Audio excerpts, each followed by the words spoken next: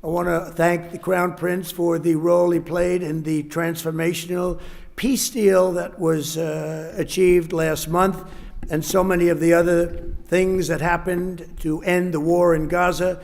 Gaza, while it looks a little bit messy, it has for many, many years, I will tell you, many decades, but it's getting very close to being perfected, and people are shocked. And even the great experts that have gone around criticizing badly every country and every president and everything, they were all saying that what's taking place in the Middle East is a miracle. They're just calling it a miracle, and we're going to make it a miracle, and we're very close to doing that. But as you know, all of the living hostages were returned to their families. We got all 20 out of 20. And likewise, this sounds terrible, but the parents of the dead people, young men, mostly young men, almost all young men, they wanted those bodies back as much as the parents of the living. The parents of the living would do anything to get their boy back, and they got him back. And the parents of the dead wanted them just as much. It almost seemed as though they wanted them more. And today, through the efforts of Steve Witkoff and Jared Kushner and Marco Rubio and everybody worked together. We worked so hard together. 2 more bodies were brought back, and we're up to almost the full count.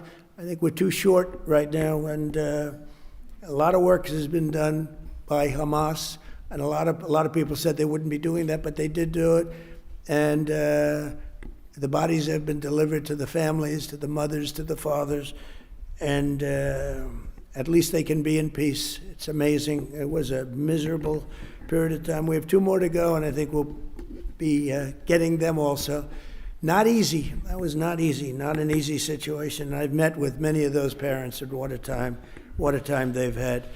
But we also want to thank all of the people living in Gaza, the residents of Gaza, and they've, as you know, begun to move back to their homes, and a lot more safety. They said today a lot more safety than they've ever had before.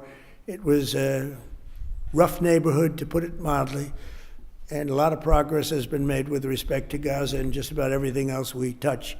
Just yesterday, the United Nations Security Council formally adopted my peace plan and officially endorsed the Board of Peace. This is a board like no other. It will have the heads of major countries, I think all of the major countries. I hope Your Highness will be on the board. You'll accept, I hope. But the Board of Peace will be something that's never even been thought of before. And it's covering Gaza, but it'll end up covering large portions of the world. And I was honored to be chosen the chair of that Board of Peace, and I think you'll see something that nobody's ever seen before in terms of the status of the board. There will never be a board like the board that we're going to be announcing. Everybody wants to be on the board, and it'll end up being quite a large board because it'll be the heads of every major country, and the United Nations passed it. I guess unanimously, you can say. China, which was against it, took a pass. Didn't vote against it, and Russia, which was against it, didn't vote against it. So we appreciate it, because one negative vote and it doesn't happen. So people were shocked to see that it was approved, and that was a great honor. It's a great honor for me, I will tell you. I think it's something like nobody's ever even imagined. So it's called the Board of Peace, and watch for it, because it's going to do some fantastic things. And I know we're both deeply committed to an enduring ceasefire. It grows into the beautiful, lasting peace, and we've got things going at numbers and far ahead of schedule that nobody thought was possible. So, Your Royal Highness, just as my predecessors and so many of the people that you know and love from a long time ago, they bonded with the U.S. and Saudi relationship, which was forged 80 years ago. You and I are strengthening and renewing the alliance, I believe, to levels that were far greater than what they had even 80 years ago, frankly. And we pray that we will be celebrated by our own descendants some days for this incredible relationship that's been built between the United States of America and Saudi Arabia. Someday they maybe will talk about us as being 2 wonderful men. Forget about great. Wonderful is okay.